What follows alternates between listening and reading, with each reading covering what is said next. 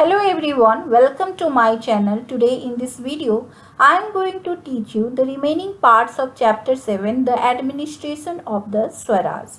Children, in the previous video, I have taught you about Ashtpradhan Mandal, the policy regarding agriculture, village economy of that period, trade and business. In this session, I will teach you about the military organization, intelligence department, forts, sea forts, navy, concerned for the welfare of his subjects. So these all points we are going to learn in this video.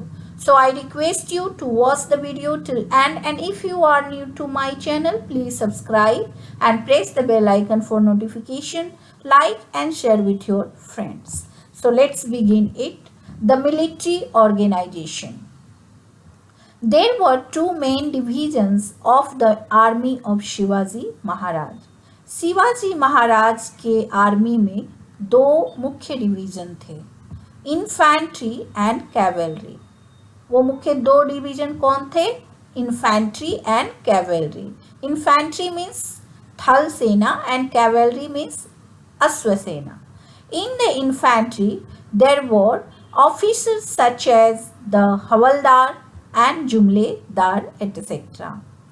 थल सेना में हवलदार and जुमलेदार जैसे officers होते थे. The chief of the infantry was called Sarnobat. Infantry means थल सेना के प्रमुख को क्या कहा जाता था? सरनोबत कहा जाता था. The chief of the infantry was called Sarnobat. In the cavalry, there were two types of cavalry men. अश्वसेना में दो प्रकार के घुड़सवार होते थे. कैवेलरी मैन मीन्स घुड़सवार. Siledars and bargirs. Siledars and bargirs. The siledar had his own horse and weapons. Siledar के पास अब उनके खुद के weapons and horse होते थे. The bargir was provided with a horse and weapons by the state. And बारगिर को weapons and horse state के द्वारा provide किया जाता था. In the cavalry, बारगिर्स were more in number. अश्वसेना में बारगिर्स ज्यादा संख्या में थे. The highest officer in the cavalry was the Sarnobat. जो सरनोबत था वो हाईएस्ट ऑफिसर था. किसमें? कैवेलरी मीन्स अश्वसेना में. सो अश्वसेना में हाईएस्ट ऑफिसर कौन था? Sarnobat. Netaji Palkar, Prataprao Gurjar, Hambirao Mohite were some of the famous Sarnobat of the cavalry. अश्वसेना के फेमस सरनोबत कौन कौन थे? नेताजी पालकर, प्रतापराव गुर्जर, हम्बीराव मोहिते, ये सब अश्वसेना के फेमस सरनोबत थे. Now let's learn about intelligence department. Intelligence department means गुप्तचर विभाग. The intelligence service of Maharaj was very efficient. Shivaji Maharaj का जो इंटेलिजेंस सर्विस था वो काफ़ी एफिशिएंट था. Bahirji Naik was the head of the intelligence department. Bahirji Naik intelligence department के हेड थे. He was extremely skilled in his job.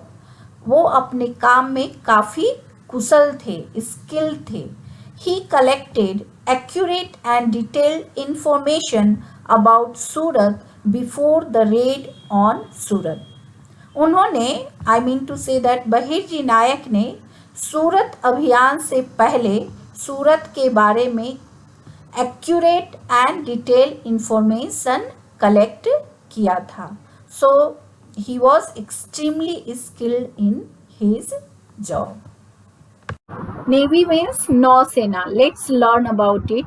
Enemies on the west coast of India, the Portuguese of Goa, the Siddhi of Janjira, and the British factors of Surat and Rajapur created obstacles in the work of expanding the Swaraj.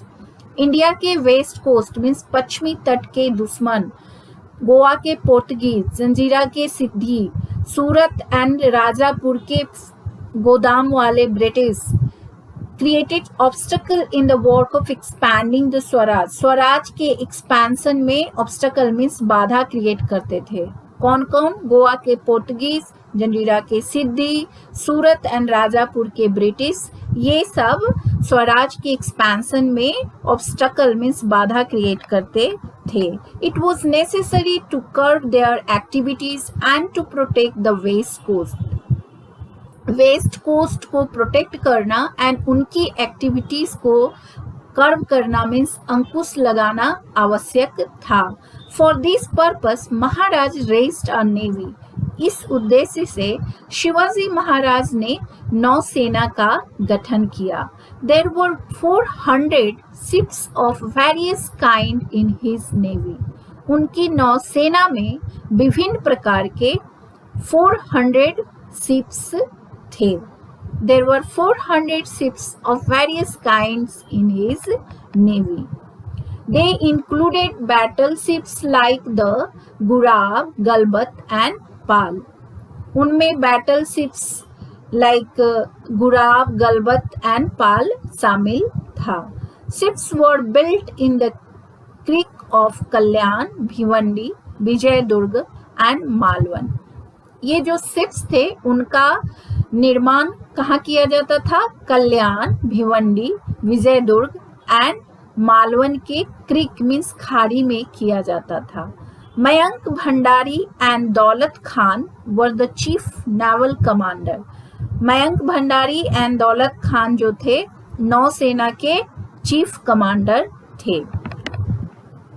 Concern for the welfare of his subject. His main objective was to make his subject independent. Shivaji Maharaj का मुख्य उद्देश्य क्या था? वो अपने subjects को means प्रजा को इंडिपेंडेंट बनाना चाहते थे, मीन्स स्वतंत्र बनाना चाहते थे. His main objective was to make his subjects independent. Maharaj was not merely a ruler, he was a watchful administrator who cared for his people's welfare. महाराज शिवाजी महाराज सिर्फ एक शासक नहीं थे, एक रूलर नहीं थे, बल्कि वह एक वॉचफुल एडमिनिस्ट्रेटर मीन्स वह एक कुशल प्रशासक भी थे जो अपने लोगों के कल्याण के बारे में सोचते थे, जो पीपल वेलफेयर के बारे में केयर करते थे.